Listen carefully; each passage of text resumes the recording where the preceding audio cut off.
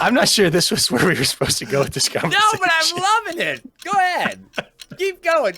I can't tell if your face is red because of the way the lighting is, or if you're like embarrassed. This is the best thing I'm really that sweating happen. now.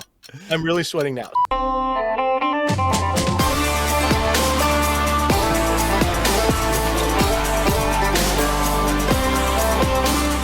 Welcome to Kansas QB, a podcast about growing up in rural Kansas, hosted by two former high school quarterbacks. And now, here are your manly hosts, Steve Jewell and Tyler Martin. Yee-haw! Ride 'em, cowboy. Growing up in the cornfields of the Sunflower State, we were inseparable. Brothers from different mothers who also happen to be sisters. Our moms, not us.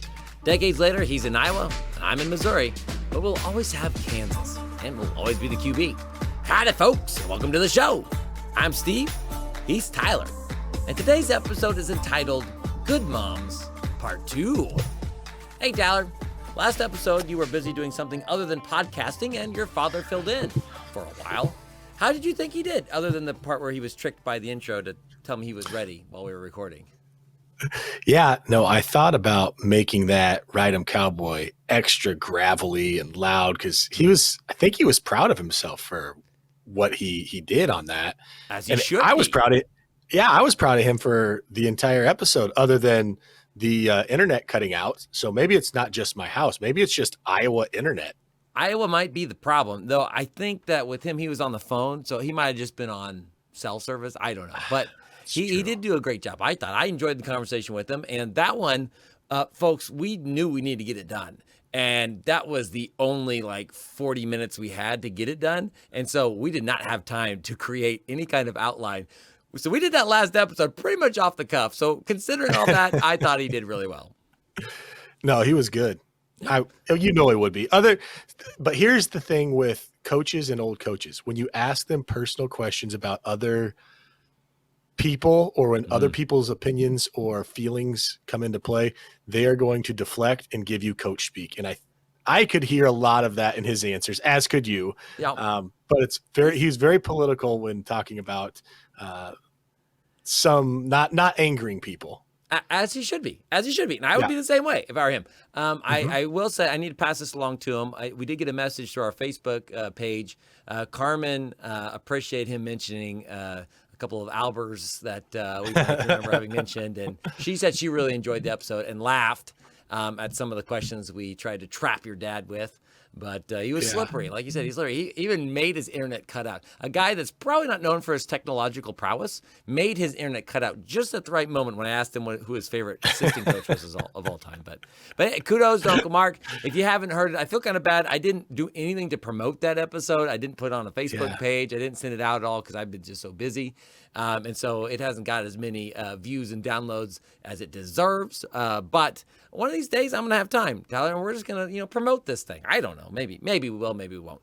But speaking about football, because your dad's a football coach, and speaking of football coaches, I want to get your thoughts on this. I watched this show on YouTube.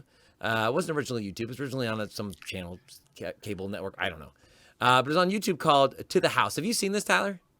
I've heard of it. I think I caught a little bit of one of the episodes, like on ESPN Plus or something. Okay. Well, it features a football coach named Kevin Kelly, not the one that coached at Troy and went on double dates with my dad back in the 70s. But Coach Kelly was known for never punting and always onside kicking at a 5A Arkansas school that he coached at. Pulaski Academy won 4 state championships in 5 years from 2015 or 16 to 2020 under Coach Kelly. And the one that they lost in the middle, they lost in the state championship game, and they had a great season that year also. 2 questions that I have for you after watching the show. And they've since, after he left, they've won the last 2 also. So they're continuing to be a great program even without him now that he doesn't coach there. The first one is when Coach Kelly took his system to Presbyterian, which is a D1 FCS school, a very small FCS school. His up-tempo, pass for 1,000,000 yards, onside kick, no punt system really didn't seem to work as well. He won the first 2 games. He played an NAIA school and just destroyed them, and then played another, I think, NAIA school and destroyed them as well. And then once he started playing D1 schools, they weren't able to win games. But I'm wondering, first of all, is it just something that's just not, wouldn't work at the college level with the onside. You're a special teams coach. The onside kicking and the not going or punting aspect or if he would have just stuck around for more than 1 year and recruited his own guys, would he eventually maybe been able to be successful in your opinion? I think you hit it on the head with it's about recruiting the right guys. And by right guys, I mean way better athletes on the offensive and defensive sides of the ball than the other teams. Much like Pulaski Academy is still winning with good players in a different system, it's not as hard to overcome some of those unconverted fourth downs or recovered onside kicks when you have guys that can just get another stop on defense or, hey, it's fine, get us the ball back and we'll go get it. I remember your dad saying at one time, I think he went and got a dictionary and literally cut the word punt out of the dictionary and said we weren't going to punt or something like that. We don't even know what that is. I don't know if he did that or not, but he did not maybe punt. That was maybe it was fumble or turnover, but I'm pretty sure it was punt that he went. If somebody was cutting fumble out of the dictionary, that would have been your dad, because that was his thing. Is we do not fumble. Dad's big thing is we do not punt. And it's funny because he always tells a story, and I'm going to butcher it, but there was a game where he was, we were backed up on their 5-yard line or something crazy like that, and he called a punt, but the kids thought that he'd said to fake it. And so he's like, and I can't remember if this is Midway or St. Christian. Is either your dad or Dr. Prawl. One of the others like, what are we doing? Shouldn't we be punting? I thought we were going to punt. And Dad said, I thought we were too. And they end up running for this long touchdown or something. And it's like, see, I told you it'd work. But in general, he did not punt unless we were like backed up on our own 20-yard line. Yeah. Well, this guy, Kevin Kelly guy, he would go for it on his own 5 on 4th and 15. There's some analytics to it. I mean, I think it depends a little bit on the distance maybe involved, on what you can convert. But if you look at the analytics of in a high school game, especially if the other team receives the ball at inside their own 35 or the opponent's 35, their percentages of scoring aren't that different than receiving it on the 15. Depending. So even if we only get 8 yards of this 15, we still have the same amount of chance of stopping them, whether or not we punt it to them. So I do kind of understand those analytics. However, I don't know that it translates to college when everybody gets to pick their teams. So yeah, it'll work against vastly inferior teams, but I just, and you can take the air out of the ball. Possessions mean a whole lot more in college. Yeah, I wonder about that because, again, like my dad was a huge fan of this gap zone offense that we ran in high school. Loved it. And we ran it with a lot of success in high school. And I'll never forget him showing my college coach the gap offense after a game. Like I look over there, he is like showing him, my college coach, how to run the gap offense. And we did something kind of similar, and I had to explain to him that it doesn't seem to work as well against college teams because everybody's just taller and more athletic, and the court size hasn't changed at all. And so I wondered if the onside kicking, as a special teams coach, if it's a little harder to get that onside kick in college.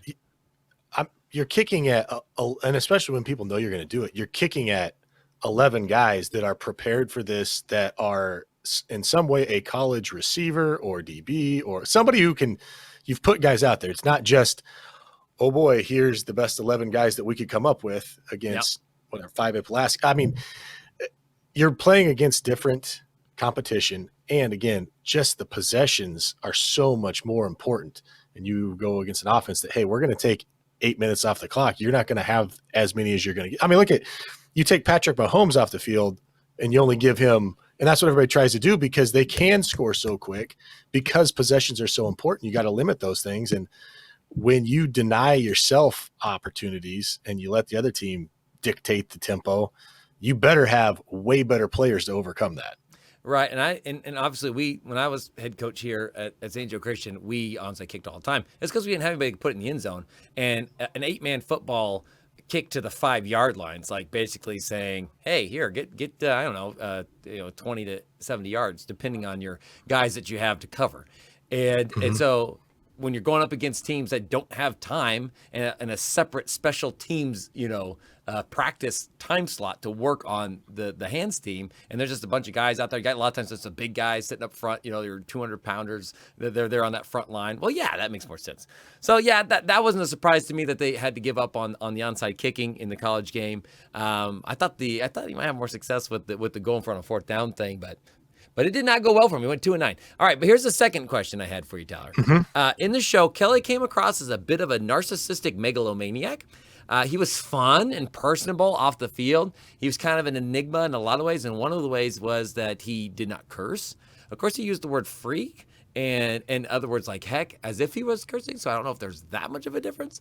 And he could yell at the same way, so he kind of like, oh, yeah, that's a nice guy, or whatever. But man, he would just flip a switch and turn into a screaming mess over the smallest of things.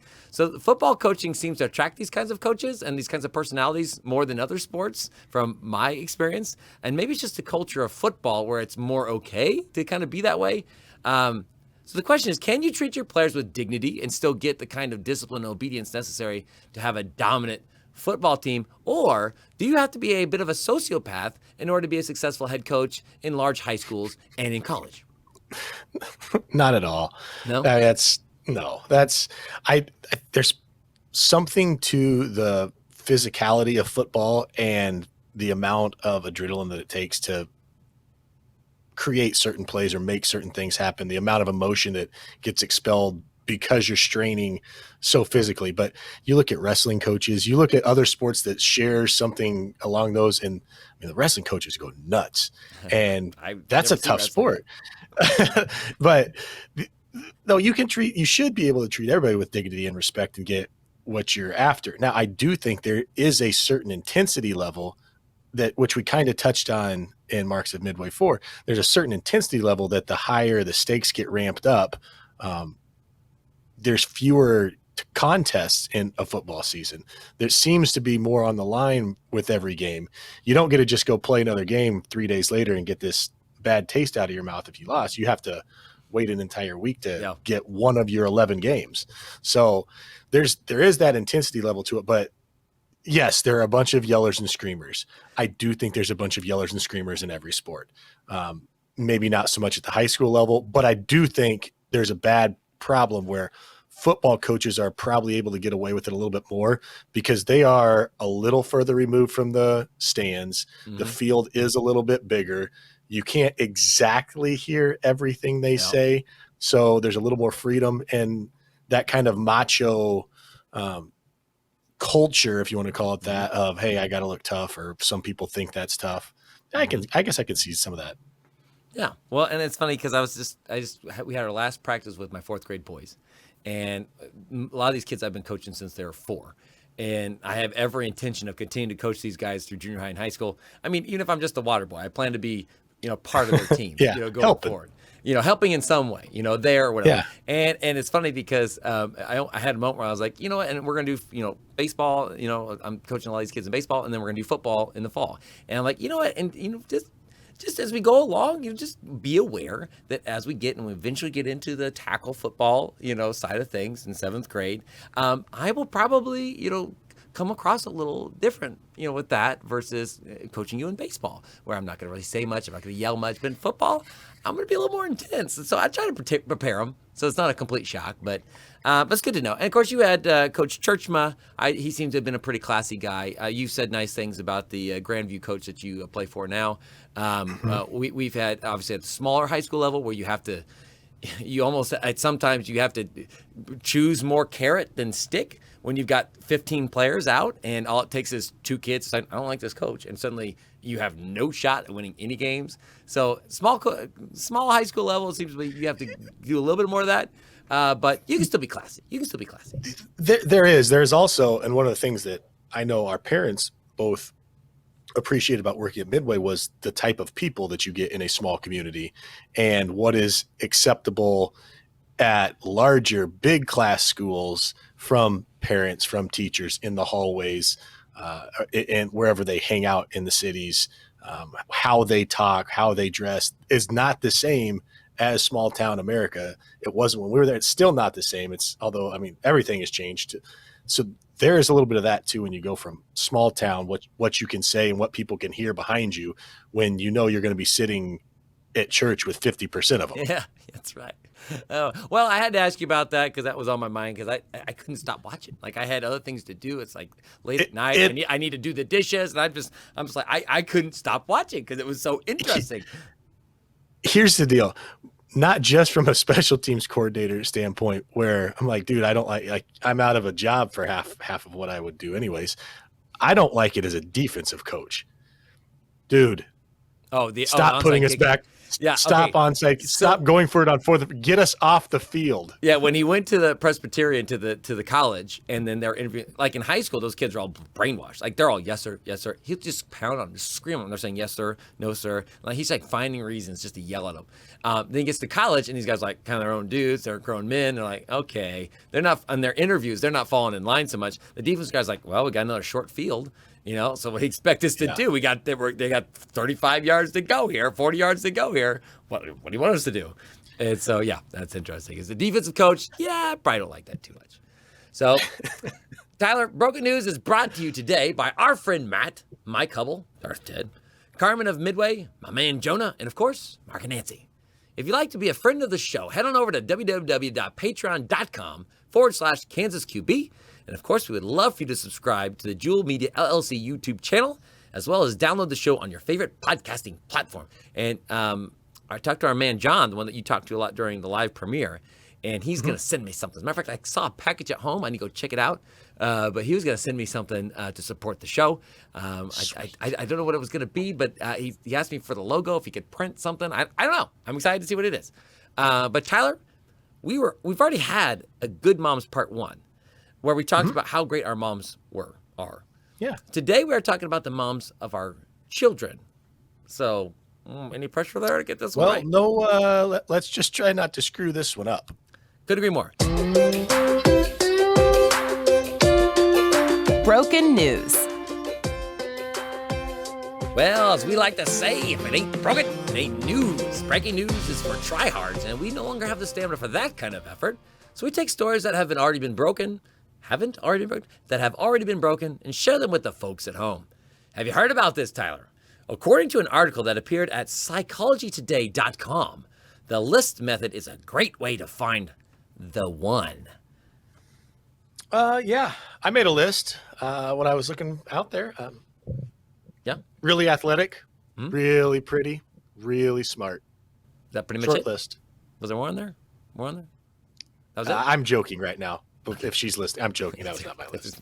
More to you than that. Well, according to this article, the list method, how to find the one, that was first published in March of 2012. Author and PhD Stephanie Sarkis says, make a list of what you are looking for in a partner. Yes, you read that correctly. Make a list. I've recommended it to several of my clients / patients with great results. Once you specify what you are looking for in a mate, it's amazing how quickly that person can arrive in your life. Or you may discover that someone who has already been in your life for a while just happens to be exactly who you were looking for. That is interesting, but is that kind of like the same thing as you are walking around outside and it's like you don't think you ever see anything that's yellow until you start looking for yellow things?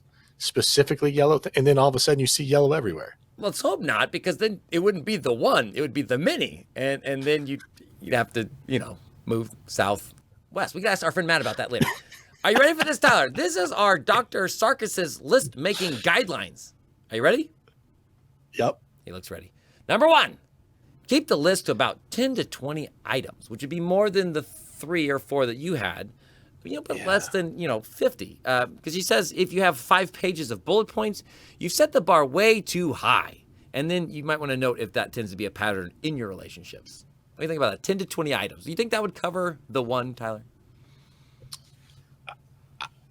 I guess if she says she's had success with this with her clients, I'm withholding maybe. I'll wait till we get to the end of the article because I do think there's some merit to this as I've skimmed over this. I don't think just saying you can make this checklist 10 or 20 is enough or 10 or 20 is too many. I'm not sure that the checklist is the only thing that's making this work. Well, and I thought that I might, since I'm asking a football coach, I thought I might have very little to go on here, but I'm glad you thought deeply about this. Well done. Number 2, phrase the items in a positive way. So instead of doesn't smoke, consider writing has a healthy lifestyle or takes good care of health.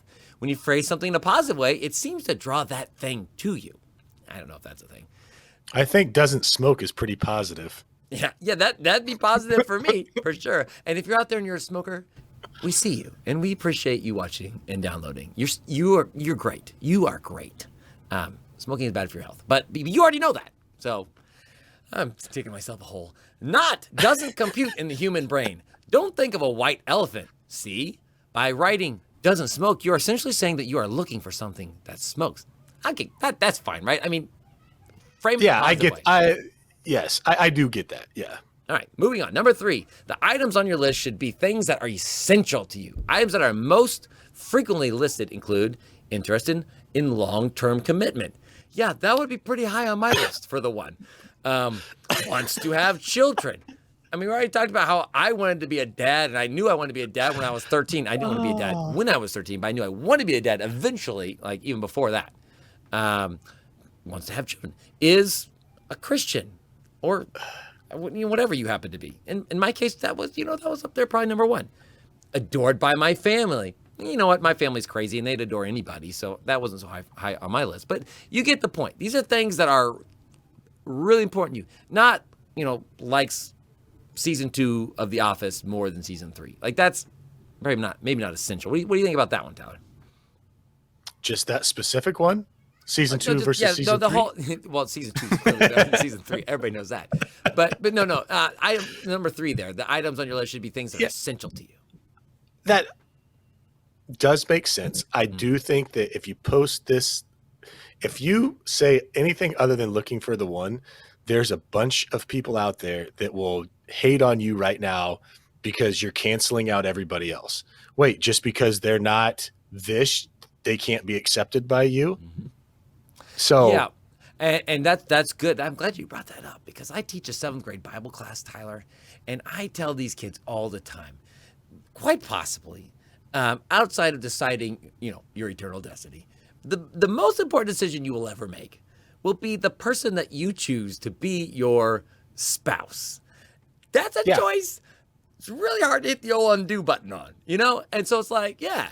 You be picky, kids. You go out there and you be picky. Now, that doesn't mean you can't be friends. You can be friends with people that don't have all the things on your list. Well, if they only have 18 of my 20 list items, then yeah, they're just going to be in the friend zone. Kick them to the curb. Last thought that she had was when you meet the girl/guy of your dreams, in our case, girl, take a look at the list. Falling in love can cloud our judgment, so don't forget to look at the list, is what she's saying. Tyler, were we bamboozled? Did we just fall in love and just forget all the things that we thought would be important? Talking about our babes? I don't know. We'll find out when we get to the next section. What are your thoughts on this whole list-making process? Final thoughts, go. I do think that if you are to a point where you are looking for eternal love, you're looking for the one, you're ready to settle down and get married, there's probably a set of parameters, i.e. making a list, that you should probably think about and take into consideration. Am I on board with if you make a list of 30 things and they don't meet them all, then you're automatically crossing them off? No, but I think there probably are a few things that should be non-negotiables when you're talking about spending forever with someone. Mm-hmm. Now, I will say this. We talked about where we stacked up in the downloads a while ago. And This American Life, one of the podcasts that was top 10, the NPR podcast, just kind of had something about this where it was, is love math or magic? Basically, are you making a list and setting down to it? It's crazy that we were talking about this today. Or is it just a spur of the moment, like let things happen, see how many people, if it's not them, you'll know some sparks will fly, versus nope, you have to meet these guidelines. Otherwise, do not even worry about it. Stop putting your life in the hands of fate. Yeah. Well, I'm waiting for the conclusion. What was the conclusion? There was no strong conclusion. I think there was merit to making the list, like we're talking about. You should have parameters. There is merit. Yeah. However, there's also room. This is foreshadowing, people. There's also room for if you aren't maybe necessarily looking for the one, it just kind of happens and you know. I cannot wait to hear more about this. I feel like good things are coming, Tyler. The things we remember. We're getting older. We've already forgotten more than we ever knew, but some memories still cling to our brain parts. Like my wife's granny's hands to the camera that she used to take photos of me at a band concert back in high school before we were even friends. This list includes memories from our time growing up in Kansas. Let's see just how well we can remember. In the Broken News segment, we learned that a great way to find the love of your life is to make a list, which, by the way, Tyler, the fact that we consider ourselves qualified to be talking on this topic, if it wasn't for our wives being super great, I don't think we would have much of a resume. But Tyler, you and I were able to convince a couple of babes to marry us, so we clearly are qualified to speak on this topic. Did you make a list? Is that how you were able to find your good mama? No, it was. I again, like I said, I was not in my mind in that category of, hey, I'm ready to settle down and find the one that I want to marry. It's time to start thinking about all the qualities that I need in a spouse. That wasn't where I was at. And I think that's where I kind of go with this list making thing. Yes, if it's getting serious and you're going to marry somebody, find that set of things that are just must haves, but it's not like you have to have them ready to go when you're 20 years old and I can't, or 14 in your instance. Yeah. So yeah, I was not looking for, okay. I really wasn't even trying to be in any type of relationship. The fact that Steph and I went out on a date and it worked out, especially, we can tell first date stories at another time. Gator nuggets, the right? fact that, I remember that from making your wedding. No. That was the first real date that we went on. Okay. Was the Boudreaux's. No, the first date was, we went out to eat and it was not, I was not trying to make it go past anything. I was really, and this is not going well. You did not prepare for this. Oh, this is so great. What are we doing this topic? Whose idea was this? Here's what it was. What was it? What was it, Tyler? I was not looking to be in a long-term relationship, and I did not want to take her out on a date thinking that there would be something more moving forward, because I didn't want there to be anything. I was not You don't want to lead her mature enough. I was not mature enough at the time. She was, in my opinion, way too good for me to do something like that too. She was very attractive and very smart and older than me. Yeah. And I didn't want to ruin anything that maybe even potentially could happen down the road, but I was not going to be in a relationship. I did not want to be in a true boyfriend, girlfriend, let's see where this goes type of deal. So now you've told us how much you did not want to date Stephanie. How did the love come out, Tyler? Well, you talk about the list. I didn't even know I had a list, but one of the things on the list had to be, and it was up there, gets along with your family, or your family adores her. And my dad and her hit it off right away. She's from Iowa. She's an athlete. They knew some same people from being athletic circles, and like they were talking up a storm. And my mom had to overcome this age thing that she found out about right away. Okay, so I'll just tell the story. I can't dance around this. I took Steph out to eat with my mom and dad as like the first time we went somewhere and did something. What? I told you, I wanted to scare her away. I didn't have a lot of money, so I was hoping mom and dad were going to pay for it. Okay, now it makes sense. Now, yeah. and then we went. Oh, this is bad. So there was like the one time in the winter semester that they would come visit, because they'd come up for games in the fall, but they came up to see me and actually watch my roommate, Andy Peterson, play basketball. Yeah. So that's why they were up. Okay, cool. Let's go eat. Oh, by the way, I'm going to bring a girl with us. And then and at the time you said a girl, but you didn't know. Yeah. You're really saying the girl. Keep going. Here's the deal. We weren't even really dating. No, it was just like, hey, you want to go eat? Anyways, they found out. One, I got to go back. My wife is still a smoke show. She was drop dead, like really, really hot.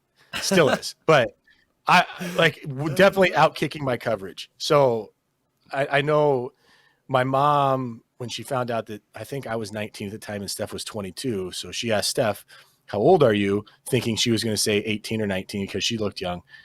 And when she said 22, that was kind of the end of the talking between them. And so I'm not sure this was where we were supposed to go with this conversation. No, but I'm loving it. Go ahead. Keep going. I can't tell if your face is red because of the way the lighting is, or if you're like embarrassed. This is the best thing I'm really sweating now. I'm really sweating now. So here's the deal. By the time we got done with dinner and then we went to Walmart and got groceries and she's talking Walmart, yes. Yeah. I'm telling you, I was trying not to make this work. And by the time we left, my dad's like, wow, she's really cool. How long have you guys been dating? Something along those lines. And I'm like, well, we're really, I kept it to myself. Like, I don't know. I guess maybe we are, maybe we could, I don't know. And so then by the time that we went on an actual first date down to Boudreaux's, yes, you've heard that story. Yeah, it didn't take long when we kind of decided that we were dating, because it took both of us a little while. She wasn't looking for anything either.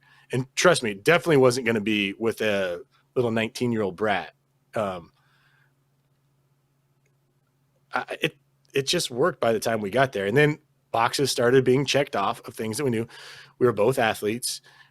We were both from athletic families. We had the Iowa commonality with people that we knew. We were on the same track team, for goodness sake. So it wasn't like we didn't know each other. We had friends that were friends even before we knew each other. We were both Christians. The smartness, I mean, at the time, we didn't start talking about kids and getting married and everything down the road like that, but things just worked. And that's why I'm like, I don't know about the whole checklist thing. Yeah. So you would kind of be on team, wow, that one just hit me out of left field. You didn't make a checklist. Now, here's the question. Do you know if she did? Did she have a list?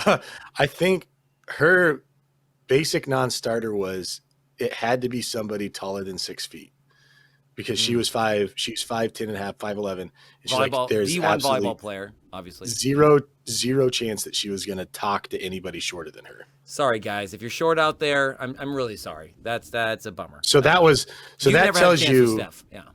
No, that tells you how lucky I got. It wasn't like I had to do much to him. You just had to be over 6 feet.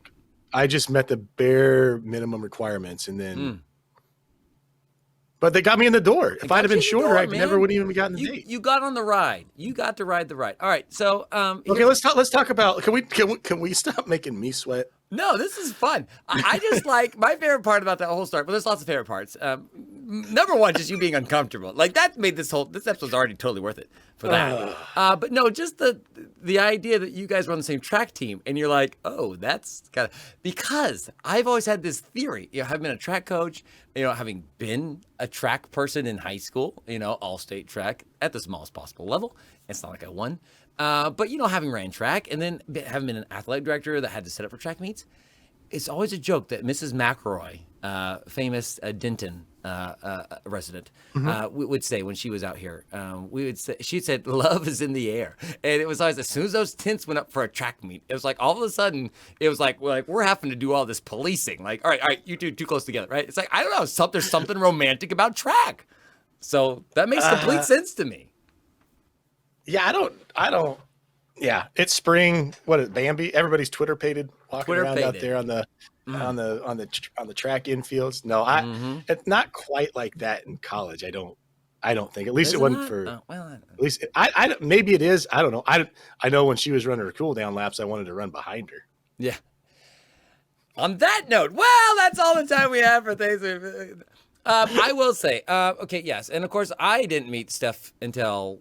I think you guys were getting married before I ever met her. But yeah, wonderful. You could see why your mom came around so quickly to just adore her, because she fits as a Martin. Like, it's like if you could say that you guys were sister and brother, just kind of like the way you guys, your mentality, the way that you do things. Like you guys just made a lot of sense to me when I first met her. Laughing is very important to me, as you know. Being able to be yourself and laughing and not taking yourself so seriously is very important to me. And that's one thing that we've always been able to do, is laugh around each other. And the other thing that, once you get past the enormous checklist, I do think the thing that made it work, once we got to that point of, okay, we really are serious, we really do, it was very easy to see. And we've talked about our good moms, and we've talked about our Grammy episode, and the fact that Steph and Grammy hit it off, that's a big one, so well from the beginning, was giant. But really, the greatest thing about my wife is her sincere selflessness, to the point that it's almost bothersome at times when we're trying to get stuff done, but she's got everybody else's best interest at heart, that it makes you step back and be like, okay, calm down a little bit. Everything that she does is for the right reason. And the patience and her willingness to make other people happy and help other people has always been very, very instrumental in why I found her and why my family has found her so attractive for us. So you would say that you found yourself a good mom for your kids? Oh, absolutely. Absolutely. All right. Well done. You did it. It is Thank interesting goodness. that we happen to talk about, you're off the hot seat. This is so fun. We just ended here. But I want to put a plug for my wife. I mean, I can't let you, have all the fun, though you took up most of the episode, so I won't be able to get on, so well done.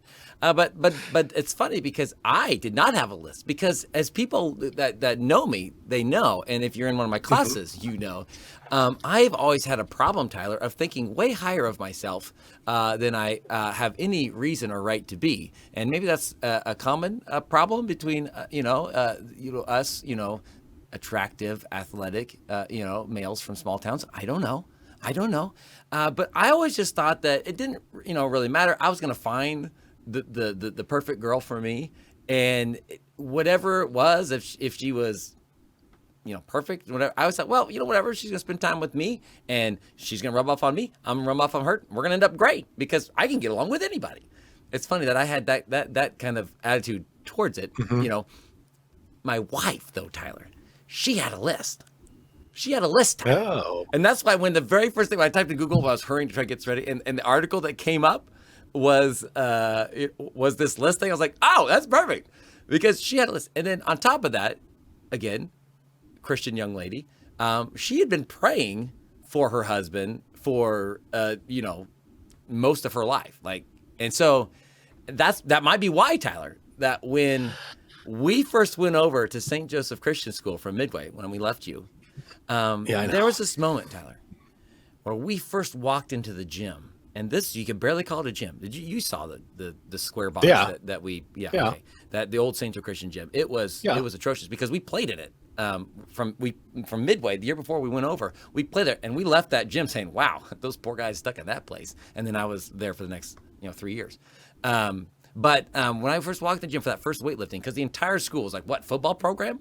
Weightlifting program? I know Coach Maggart already had a thing he was doing with the girls because they were already good at basketball. But it's like everyone was there. And of course, for me as a new kid walking in, I couldn't process these, all of these people that were gathered in the gym to start this summer workout. It was boys, girls, junior high to high school, as far as I can remember. And so walking I was overwhelmed, and I was already embarrassed because, again, I've always had a lot of confidence, but I also at the same time was very insecure. So welcome to junior high, welcome to high school. And so I'm walking in, trying not to make eye contact with anybody. Well, my wife, I don't know how, but her radar came up and she's like, ding, ding, ding, ding, ding, ding, ding. I don't know if the as I walked through and the breeze through the hallway hit my hair just right. I don't know if it was like, if I just happened to kind of flick my head to the side and kind of, I don't know, maybe I had like a kind of a duck look on my face because I was trying to get something out of my teeth. I don't know what it was, but she was like, okay, that one. That's what she was like. Now I wish she was here to tell the story and to back me up on this, but yeah, she's like, I think it might be that one. And so gosh darn it, Tyler, she pursued me. Like she's like that guy I think is checking off some boxes. And I'm that's going to be my husband. And it's funny, Tyler, because as an arrogant young man, I saw how this girl was very interested in me. And I thought, well, it's always going to be this way. I think the Seinfeld joke, that Costanza's like, I have no hand, right? You know, like I'll always be the one with the upper hand, because she's chasing me down, right? Little did I know how things actually work, Tyler. I think maybe 2 years, maybe there was like a year and a half to 2 years where she kind of followed me around, and then I found myself following her around. I'm like, wait, when did this switch? But it didn't take me long till once we actually did start kind of hanging out together, because we didn't date because that wasn't allowed. We knew we were going to get married, even though not everybody believed us because we were very young, 14 and 15 at the time. But we knew we were going to get married eventually. But the more time I spent with her, if I had a list and if I hadn't been so cocky, I could easily see how those things were, checked out. Obviously, number one on the list, smoking hot. But right under that, like really close under that, right under that, aligning theologically and ideologically with me, obviously, in a great way to have a terrible marriage is to believe a completely different set of beliefs from your spouse, athletic. I mean, you come and look at the banners in our gym. She was a part of those teams that went down to the Final Four with Coach Maggart, For me, I think one of the things that I appreciate most about my wife, and I recognize this very early in her, is that she is not sneaky at all, Tyler. She's completely lacking in sneakiness. She cannot keep a secret from anybody. And it's like, okay, well, why is that a big deal? Well, it's because everything about her is genuine. Like I know exactly, what her mood is at any time. And I'd be like, okay, anybody can tell that if you're married. Well, okay, maybe, right? But I never have to think when she says something, what did she really mean by that? And it's not that she's not cunning, because she's very smart, right? But it's more that just I know that she's being real with me in every given moment. And that makes it so much. I mean, we as guys, we have to guess a lot of times, right? Women are a mystery. And she made the process of kind of understanding, where we stood. Even if I didn't understand the emotions behind where we stood a lot of times, or have the emotional IQ to be able to actually interpret that in a way that was healthy, for our relationship. At least I always knew where we stood, and I always appreciate that about her. Don't you think? Yeah, but don't you think too, when it comes to making a list for what you're looking for in someone, essentially what you're trying, and this is called good moms too, you're looking for someone to be a good mother to your children, not necessarily just a good spouse for you, but that has to be part of, these are the qualities that I'm going to be looking for in my kids to an extent. And I'm going to need somebody that aligns with me on these so that we can raise them this way. And you mentioned how you and Steph like to laugh, how important that was.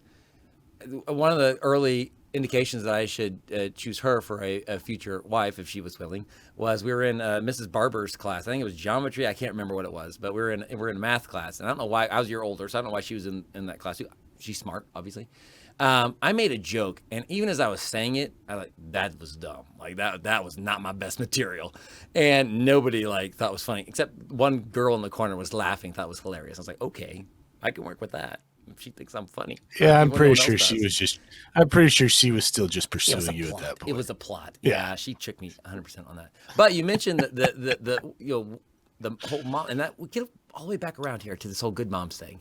And one of the things I appreciate about her is, as you know, we have a son with special needs.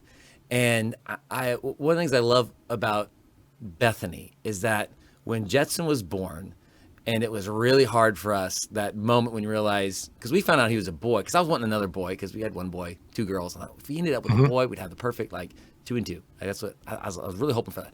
We were told boy, and we were all super excited. And then it was a half hour later, we're told, and he has some brain abnormalities. And that was just a hammer blow. And that was just so tough. And I had told her at one point that, and again, one of those things you say, and then later you realize that, oh, that was, that had more meaning than I thought it did. I think I told her even at one point that I would rather lose a child than have a child that would be a burden on her and I for the rest of our marriage, And it's just interesting how these kinds of things work out, that we ended up giving birth to a child who has all kinds of disabilities and will probably, I mean, who knows, but will probably be with us, for the length of our lives. And that's the kind of thing that could really like divide, a couple, or really make things hard and stressful. And it has been hard at times and stressful.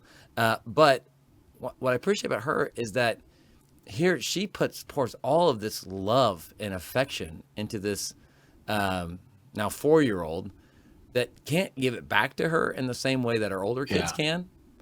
And she never, as far as I can tell, that does absolutely nothing to stop her just care for our youngest child. And watching her love him just makes me love her more and more. And so you don't get that. Like that's not, you can make a list for that, but you're not going to know that that's on the list, and that list has been, that part of the list has been checked off until you go through something hard. And she and I have gone through some hard things together. And so that's when you're like, okay, thank God that he had his hand in that, because I would have screwed it up if it was just up to me. And luckily I didn't. I ended up with a pretty great mom for my kids also. So Tyler, I mean, I think it's funny that you and I are having this conversation, and I'm sure if our wives, I don't think they have any idea that this was the topic of this podcast. When they listen to this, they're gonna be like, "What made you guys think that you could talk about this?" I don't think that I'm going to be pushing for her to see if she's listened to this one. Yeah.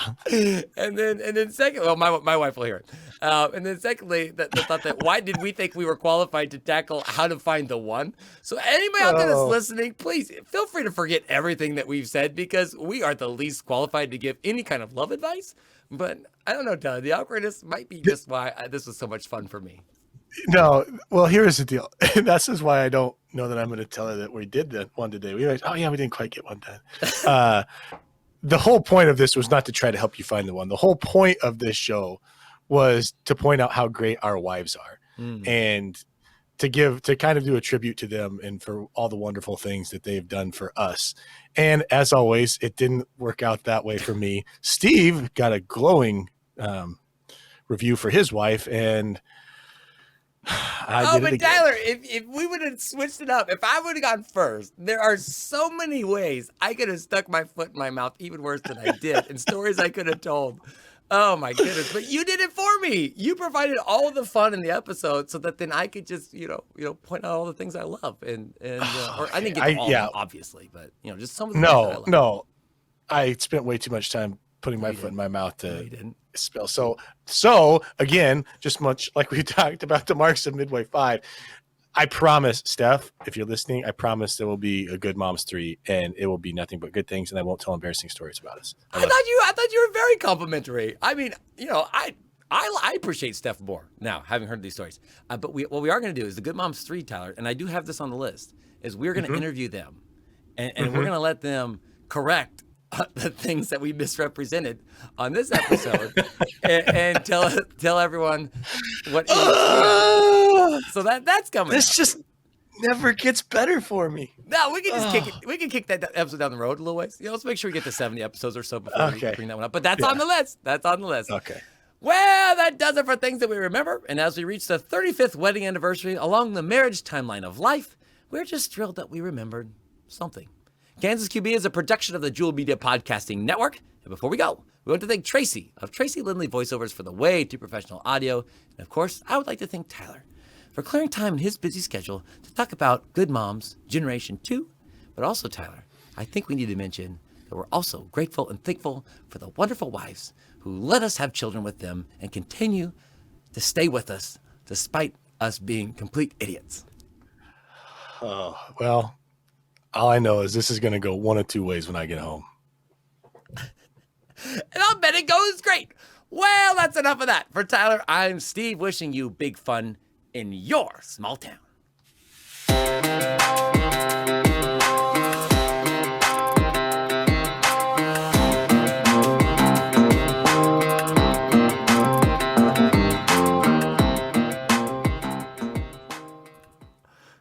That was awesome! You just kept going! You just kept going! I was like, this is going to be a long episode. I don't care. More of this, please. He keeps having to tell us more, and I love it.